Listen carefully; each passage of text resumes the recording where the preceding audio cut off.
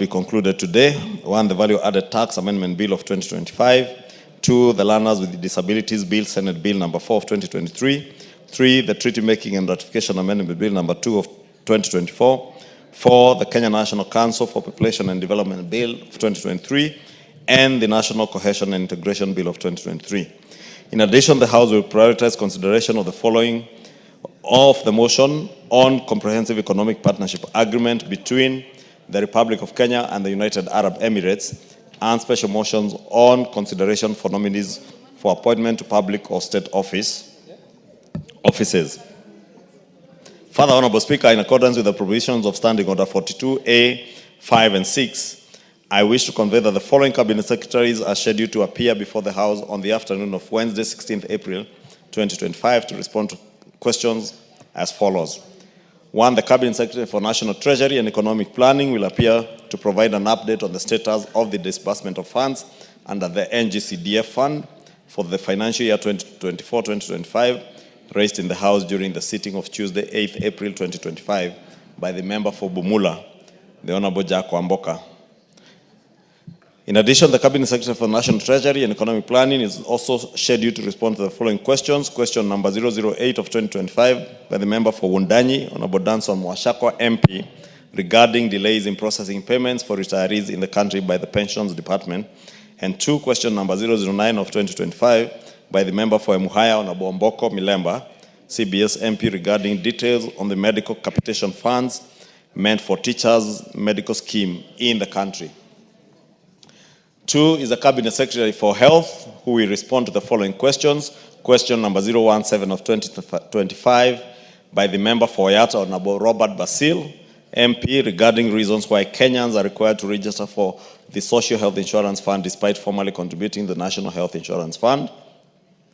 2, question 047 of 2025 by the member for Malindi, Honorable Amina Mnyazi, MP, regarding measures undertaken by the government to address the impact of the withdrawal of USAID funding in the country.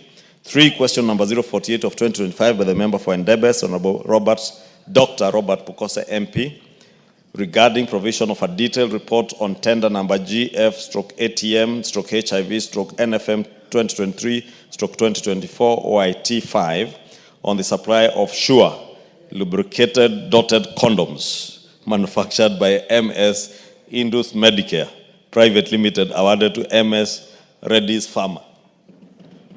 I can see the Honorable Pukose is here.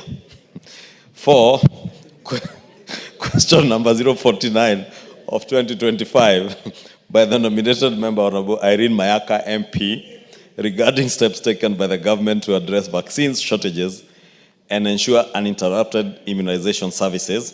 5 is question number 050 of 2025 by the member for Kirinyaga, Honorable Joseph Gitari, MP, regarding reasons why the administrator of the National Police Service Medical Insurance Scheme, MS Medical Administrators Kenya Limited, MAKL, does not allow its beneficiaries to choose their preferred hospitals for medical services.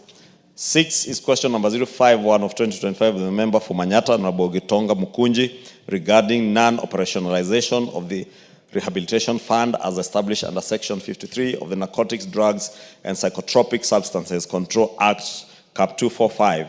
And 7 is question number 052 of 2025 by the member for Nyandarua County, Honorable Faith Getao, CBS MP, regarding measures undertaken by the ministry to secure affordable treatment for multi-drug-resistant tuberculosis, considering its more challenging and prolonged treatment regime. Honorable Speaker, in conclusion, the House business will reconvene again on Tuesday, 15th April 2025 to schedule business for the rest of the week. And I wish to lay this statement on the table of the House. Thank you. Thank you, Majority Leader. Did you notice your mention of Dr. Bukose's question put a broad smile on the face of the member for Homa Bay? Very broad, Honorable Speaker. I know it is Sure condoms. I don't know what is, but you know, condom used in Homa Bay at one point was one of the counties that had very low use of condoms. But following a lot of civic education, which the